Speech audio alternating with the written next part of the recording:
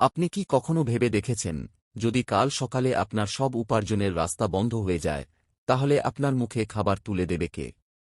যার কোনো চাকরি নেই, কোনো জমি নেই, এমনকি যার পা রাখার মতো জমিও নেই, তার রিজিক কোথা থেকে আসে? আজ এমন এক সত্য ঘটনার কথা বলবো যা আপনার দুশ্চিন্তা চিরতরে মুছে দেবে। আসসালামু আলাইকুম ভিউয়ার্স। আমাদের লাইফের সবচাইতে বড় টেনশন কি? উত্তরটা খুব সিম্পল, রিজিক। মাস শেষে বাড়ি ভাড়া কিভাবে দেব?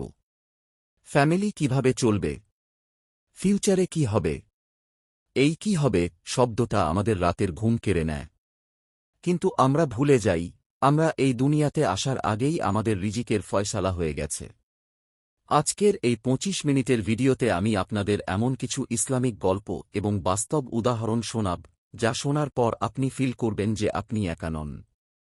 আপনার রিজিকের দায়িত্ব স্বয়ং আল্লাহ তাআলা নিয়েছেন। তাই স্কিপ না করে পুরো ভিডিওটি শেষ পর্যন্ত দেখুন, কারণ আজকের পর থেকে আপনার লাইফ দেখার দৃষ্টিভঙ্গি বদলে যাবে। আমরা মনে করি রিজিক মানে শুধু টাকা পয়সা বা ব্যাংক ব্যালেন্স। কিন্তু জানেন কি? রিজিক মানে তার চেয়েও অনেক বড় কিছু। আপনি যে শান্তিতে ঘুমাচ্ছেন, এটা রিজিক। আপনার চোখের দৃষ্টিশক্তি, এটা রিজিক। এমনকি বিপদের সময় আপনার পাশে যে মানুষটি এসে দাঁড়াল, সেটিও আল্লাহর পক্ষ থেকে আসা রিজিক। আমাদের সমাজে একটা ভুল ধারণা আছে, বেশি পরিশ্রম করলেই বুঝি বেশি টাকা পাওয়া যায়। যদি তাই হতো, তাহলে একজন রিকশাচালক বা দিনমজুর হতেন পৃথিবীর সবচাইতে ধনী ব্যক্তি। হার্ডওয়ার্ক অবশ্যই দরকার, কিন্তু রিজিকে বরকত দেওয়ার মালিক একমাত্র আল্লাহ। কোরআনে পরিষ্কার বলা হয়েছে, আর জমিনে বিচরণকারী এমন কোনো প্রাণী নেই যার রিজিকের দায়িত্ব আল্লাহর ওপর নেই। সূরা হুদ আয়াত ৬। চিন্তা করুন, সমুদ্রের নিচে থাকা ছোট্ট একটি মাছ বা পাথরের আড়ালে থাকা একটি ক্ষুদ্র পিঁপড়াকেও আল্লাহ প্রতিদিন খাবার পৌঁছে দিচ্ছেন। তাহলে আপনাকে কেন দেবেন না? চলুন একটি দারুণ গল্প শুনি। হযরত সুলাইমান কে আল্লাহ সব প্রাণীর ভাষা বোঝার ক্ষমতা দিয়েছিলেন। একবার তিনি এক সমুদ্রের তীরে এক পিঁপড়াকে দেখলেন, যে মুখে করে একটি গমের দানা নিয়ে সমুদ্রের দিকে যাচ্ছে। সুলাইমান অবাক হয়ে দেখলেন, পানি থেকে একটি ব্যাঙ মাথা তুলল এবং পিঁপড়াটি সেই ব্যাঙের মুখে চড়ে বসল। ব্যাঙটি তাকে নিয়ে পানির নিচে চলে গেল। কিছুক্ষণ পর ব্যাঙটি ফিরে এল এবং পিঁপড়াটি মুখ খালি করে বের হয়ে এল। সুলাইমান কৌতূহলী হয়ে জিজ্ঞেস করলেন, তুমি পানির নিচে কি করছিলে? পিঁপড়াটি উত্তর দিল, হে আল্লাহর নবী, সমুদ্রের তলদেশে একটি বিশাল পাথর আছে, যার ভেতরে একটি অন্ধ পোকা বাস করে। সে বাইরে এসে খাবার সংগ্রহ করতে পারে না। আল্লাহ আমার ওপর দায়িত্ব দিয়েছেন প্রতিদিন তাকে খাবার পৌঁছে দেওয়ার জন্য। আর এই ব্যাঙ আমাকে বহন করে নিয়ে যায় যাতে খাবারটি নষ্ট না হয়। ভাবুন একবার, সমুদ্রের গভীর অন্ধকার পাথরের ভেতরে থাকা একটা ক্ষুদ্র পোকাকেও আল্লাহ ভুলে যাননি। তাহলে আপনি আর আমি তো আশরাফুল মাখলুকাত, সৃষ্টির সেরা জীব। আমাদের কথা কি তিনি ভুলে যাবেন? ইম্পসিবল। এখন প্রশ্ন হল, যদি রিজিক আল্লাহই দেন, তবে আমরা এত টেনশন কেন করি? এর উত্তর হল শয়তানের ধোঁকা। শয়তান সবসময় আমাদের দারিদ্র্যের ভয় দেখায়। সে আমাদের মাথায় ঢুকিয়ে দেয়, টাকা না থাকলে তোমার সম্মান থাকবে না, তুমি না খেয়ে মরবে। আমরা যখন এই ভয়ে কুঁকড়ে যাই, তখন আমরা হারাম পথে পা বাড়াই। আমরা ভাবি ঘুষ না নিলে বা ওজনে কম না দিলে বুঝি সংসার চলবে না। কিন্তু ব্রাদার্স এন্ড সিস্টার্স, একটা কথা মাথায় রাখবেন, হারাম পথে আপনি যা পাচ্ছেন, সেটা আপনার কপালে নির্ধারিতই ছিল। আপনি কেবল সবর না করার কারণে হালাল রিজিকটাকে হারামে কনভার্ট করে ফেলেছেন। একটা রিয়েল লাইফ এক্সাম্পল দিই।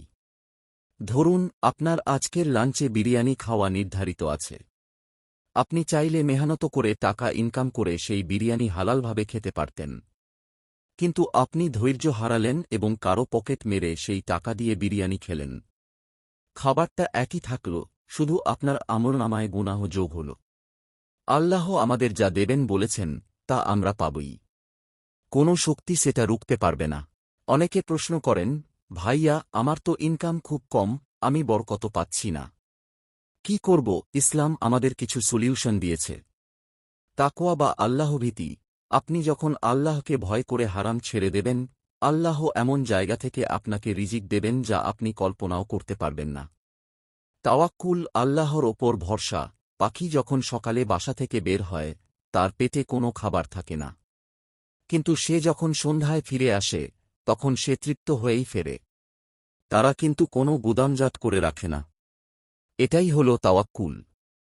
দান ও সদকা, শুনতে অদ্ভুত লাগলেও সত্যি, দান করলে সম্পদ কমে না, বরং বাড়ে। এটা আল্লাহর ওয়াদা। ইস্তিগফার, বেশি বেশি আস্তাগফিরুল্লাহ পড়া। এটি রিজিকের দরজা খোলার মাস্টার কি। আমাদের জীবনের একটা বড় সমস্যা হল আমরা ক্যালকুলেটর নিয়ে বসি। আমরা মনে করি 2 আর 2 যোগ করলে 4 হবে। কিন্তু আল্লাহর রহমত যখন যুক্ত হয়, তখন 2 আর 2 যোগ করলে 400 হতে পারে, আবার 4000ও হতে পারে। দ্যাট ইজ কল্ড বরকত। একবার এক লোক তার চাকরি হারিয়ে খুব ভেঙে পড়েছিলেন। তার স্ত্রী তাকে বললেন, তুমি যার গোলামি করতে সেই মালিক তোমাকে বের করে দিয়েছে, কিন্তু তোমার আসল মালিক তো তোমাকে ত্যাগ করেননি। সেই লোকটা যখন মন থেকে আল্লাহর ওপর ভরসা করে ছোট একটা ব্যবসা শুরু করল, মাত্র 1 বছরের মাথায় সে তার আগের কোম্পানির চেয়েও বেশি ইনকাম করতে শুরু করল। এই গল্পটা আমাদের শেখায় যে একদিকের দরজা বন্ধ হওয়া মানেই জীবন শেষ নয়। আল্লাহ হয়তো আপনার জন্য আরও বড় কোনো দরজা খোলার পরিকল্পনা করছেন। আপনার কাজ হল চেষ্টা করা, আর রেজাল্ট আল্লাহর ওপর ছেড়ে দেওয়া। সবশেষে এটাই বলবো, আপনার রিজিক আপনার কাছে ঠিক সেভাবেই পৌঁছে যাবে যেভাবে আপনার মৃত্যু আপনার কাছে পৌঁছাবে। তাই রিজিক নিয়ে দুশ্চিন্তা করে নিজের ইবাদত আর মানসিক শান্তি নষ্ট করবেন না। আপনি কেবল হালাল পথে চেষ্টা চালিয়ে যান, বাকিটা আল্লাহর ওপর ছেড়ে দিন। দেখবেন জীবন কত সহজ হয়ে যায়।